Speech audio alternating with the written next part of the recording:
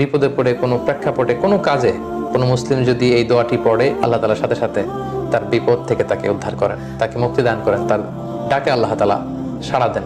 তাই আমরা আমাদের চলতি পথে জীবনে যখনই আমরা বিপদের সম্মুখীন হব, যখনই কোনো ক্রাইসিস মোমেন্টে পড়ব, আমরা যেন সাইয়েদনা ইউনূস আলাইহিস সালামের দোয়াটি পড়ি, যেটা আমরা দোয়া ইউনূস হিসেবে সবাই চিনে থাকি, লা ইলাহা ইল্লা আনতা সুবহানাকা ইন্নী কুনতু মিনাল জালিমিন।